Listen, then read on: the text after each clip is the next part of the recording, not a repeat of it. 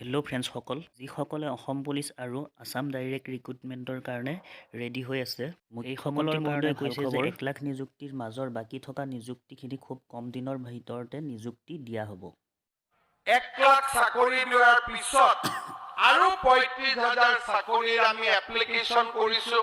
খুব কম দিনৰ ভিতৰতে তাৰো নিযুক্তিৰ প্ৰক্ৰিয়া আৰম্ভ হ'ব। এতিয়া অসমত মানুহে বিশ্বাস কৰা হ'ল যে চাকৰিৰ কাৰণে টকা পইচা দিব নালাগে।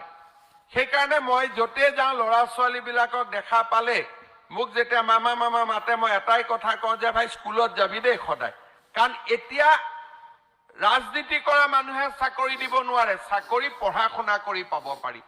এই পৰিৱেশ আগত কোনেও কল্পনাই কৰিব পৰা নাছিল। প্ৰথমতে মোক পলিটিচিয়ানসকলে অলপ বেয়া পাইছিল, এতিয়া কয় ভালে হ'ল ঘৰত মানুহ আহি, নহ'লে চাকৰিৰ কাৰণে মানুহ আহি দিগদাৰি কৰি থাকে, দিবও নোৱাৰো, সদায় মনটো বেয়া লাগে। এতিয়া গম পাই গ'ল চাকৰি দিব নোৱাৰি বুলি, এতিয়া ভালে হ'ল। মই বোলো আমি চাকৰি দিব নালাগে, আমি পঢ়াৰ এটা পৰিৱেশ বনাই দিব লাগে, চাকৰি পোৱাৰ আমি পৰিৱেশ বনাই দিব লাগে। বিধায়কসকলে চাকৰি দিব নালাগে, চাকৰি টিউচন কৰক, যে কোচিং ক্লাছ কৰক কেনেকে চাকৰি পাব পাৰে। পুলিচৰ চাকৰি দিব নালাগে, ল'ৰা ছোৱালীবিলাকক কেৰেটে, বক্সিং, লং জাম্পৰ ট্ৰেইনিং দিয়ক, যাতে ল'ৰা ছোৱালীবিলাকে পুলিচৰ চাকৰি পাব পাৰে। আজি আমাৰ অসমখনত এনেকে পৰিৱৰ্তন হৈছে। আজি 1 লাখ ল'ৰা ছোৱালীয়ে চাকৰি পালে।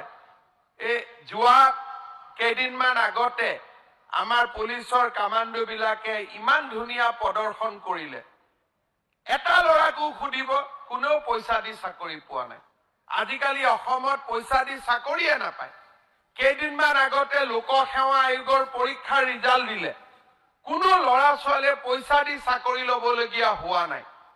1 লাখ চাকৰি দিয়াৰ পিছত আৰু ৩৫,০০০ চাকৰিৰ আমি এপ্লিকেশ্যন কৰিছোঁ।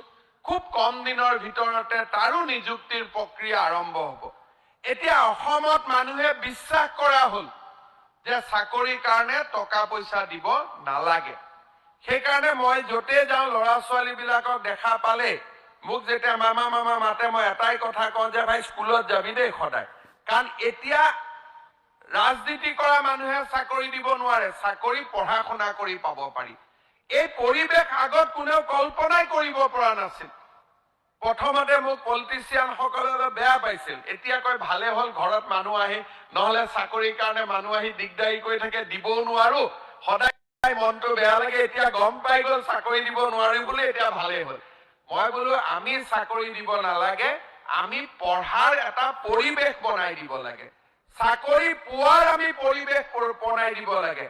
বিধায়কসকলে ফ্ৰেণ্ডছসকল, সকলোৱে শুনা পালে যে মুখ্যমন্ত্ৰী মহোদয়ে ঘোষণা কৰিছে বাকী থকা নতুন নিযুক্তিখিনি যিখিনি এপ্লিকেশ্যন লোৱা হৈছে সেইখিনি খুব কম দিনৰ ভিতৰতে তেওঁ অনুষ্ঠিত হ'ব বুলি কৈছে। সেই এপ্লিকেশ্যন লোৱাখিনি বুলি বুজাওঁতে অসম পুলিচৰ অনলাইন এপ্লাই হৈছে আৰু আছাম ডাইৰেক্ট ৰিক্ৰুটমেণ্টৰ অনলাইন এপ্লাই প্ৰক্ৰিয়া হৈছে।